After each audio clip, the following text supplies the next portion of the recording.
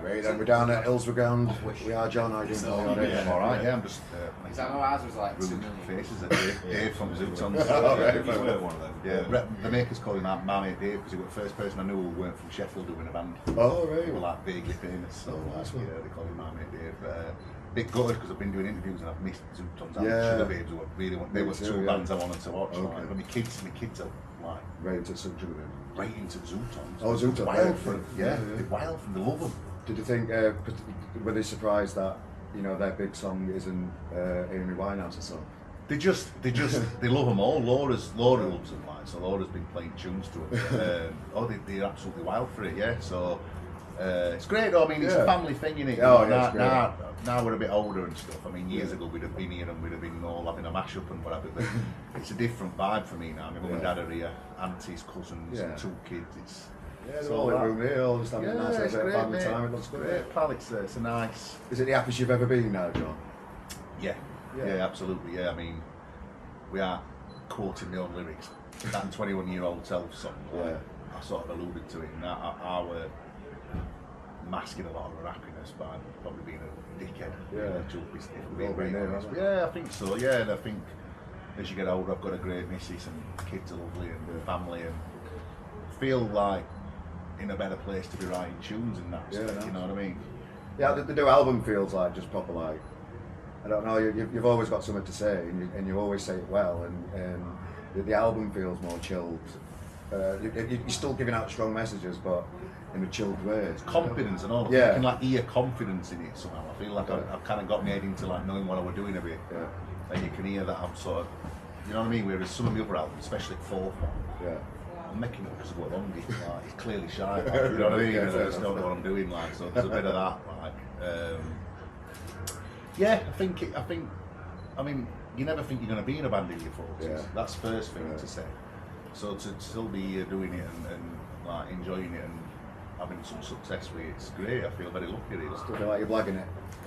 I did for a long time because I think maybe in the middle part of my career, our music was very out of fashion and maybe it weren't best period of my career song-wise.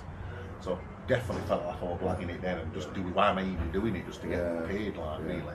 Whereas now I'm back into a place where I feel like I want to make another record. So after Kendall, I've got Kendall calling after this, and then I'm just going to write another album and take my time and make another record because I feel like I'm in a bit of a purple patch, like, you know. Yeah. So I'll continue. Well, I really enjoyed it. I came down to Stockport to see you and Ed play down at Bath the other day. That was a nice little gig. One thing that I wanted to share with you is that I don't think you appreciate all the support that you're giving grassroots music at the minute, particularly all these support slots that you're giving these slots at the minute. Are you aware of how much that's appreciated? Yeah, no, a lot of people say thanks and that, but like, my manager's like, why are you doing that? What, isn't it going to be just a right ass lot for support? And I'm like, well, firstly, it's an acoustic gig, so it's not like you're going to take no drum kits. But secondly, unsigned music used to get loads of support, and now it probably gets less than it's ever had since Elvis. You know what I mean? They don't. There's all these kids out there doing it, and some of them are the class, some of them, and just nobody gives them a chance. So it don't cost me no gig. They're only small acoustic gigs. They're going to sell out anyway. It don't make I'm not like I'm like doing them a favour or they're doing me a favour. It's just a vibe, and there's 2 hours to kill before I get on. Cost me no, does it? Cost no to be sound. Just get yourself on, and a lot of the time it's just them and an acoustic guitar, plug it in, play some songs, and it's been great. You know, it's a way for me to keep in touch with the scene and all, because I'm old. Let's be right, I'm a 42-year-old, so it's not like I'm hanging out in boardwalk or grapes like I used to.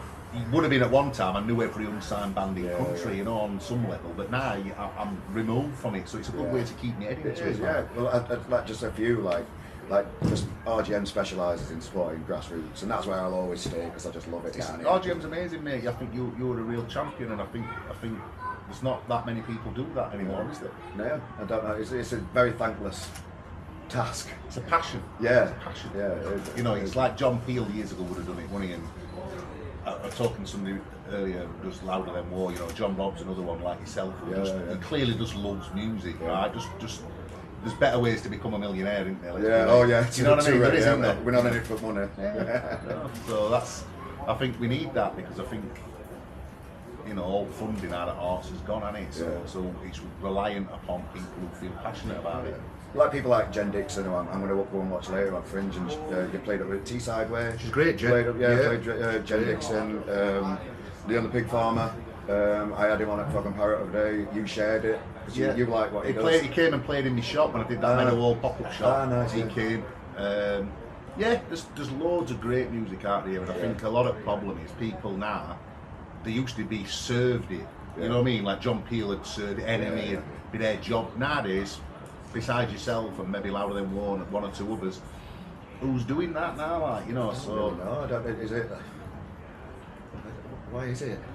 I think it's partly, it's kind of become a bit atomised because traditional media's died, right? So a lot of that roller radio's declined. I think print media's died. So there's online really is the only way to find it. There's so much just volume online. It's like trying to find like your bottle of suntan lotion when you've left it on the beach, and it could be anywhere, couldn't it? You know what I mean? It's one of them, innit? It's really hard, I think. And also there's a lot mixed in with that. There's a lot of crap, so it's trying to find good stuff. So you have to sift through a bit, and a lot of people ain't got time to do it. They're too busy earning a living or whatever. Enemy's coming back though. Print one I saw of a day or something. Is Enemy coming back? Doing it every couple of months. Yeah.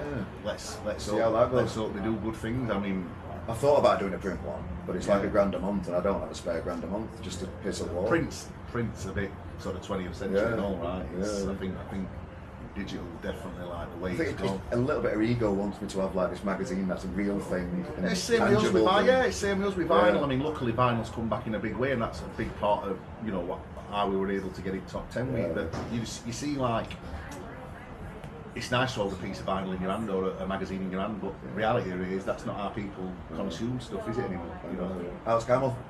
Camel's alright. Yeah, I mean, Have you been in touch? I tend to say he's got on, but I'm better than that. Have you lost touch with him? We have lost touch, yeah. Oh, he's back in Midlands, although my mate did see him on telly. He says, put Channel 4 on, quick, he says, Camel's on. So yeah, he's up. I mean, he's more famous than me, and he's way more well known than me. He's in loads of films. I had so much fun just seeing your socials. What's fucking weird on here? You know Camel what? And that. He were a nice camel and all. He were a nice, like, because the Mardy arses, aren't they, Camel? Yeah, they could be spit in that. No, he were lovely. Oh, he were just spit. Like chilled out and that. He were like camels, the Mardy bastards, but they were lovely. Oh, yeah. And we're around like United ground or something when you're wandering about. It were United ground, and it were on the day that the Queen died. Which, you know, when people ask you where were you when JFK died or whatever. Fucking about near United ground with Camel. Trying to pull a camel down John Street. Yeah. I love that. So there's going to be a new album then, John? Yeah, new album. Yeah, I mean, I've not really got any songs, but I kind of just feel confident about my abilities to do it after this last one. So yeah, long may it continue. I'm looking at maybe doing like a big show of my own in Sheffield, you know, like a big kind of... Yeah. What about here? I don't know if I could fill this. I've got my eye on doing like a big one-off headline show, me saying, like, you know, so... Oh, really? Yeah, exciting. Long may it continue. So like being in a purple patch, and how do you capture those moments? Like, how do you go about it as a creative person? I guess it's about confidence. When you feel confident, you're right, and when you don't feel confident, you tend to shy away from it because you're not very sure of yourself. You know, and I've been in moments, like I said on Fourth album is shy. I'm not going to pretend it is. It's absolutely dreadful, and I weren't in a confident place, and I was probably not really knowing what I'm doing. Whereas this last album, it all just clicked for me. So I'm hoping to just crack on and do more, really. I just love the passion for it. Keep going, mate, because I fucking love every minute of what you do, mate. I'll die on stage. I promise you now, I'll die on stage. Yeah, when I'm like... Not too soon, hopefully when I'm 90, but yeah, I'll be... I'll Tramlines, mate. Tramlines 2070 or something, you know what I mean? Nice one. John, I really appreciate your time, mate. You're very generous with it. Appreciate it. Thanks again, mate. All big up yourself, big up RGM. Cheers, Bob. Listen, click, subscribe, do what you need to do. You ready? Cheers, all right. Cheers, Bob. Cheers.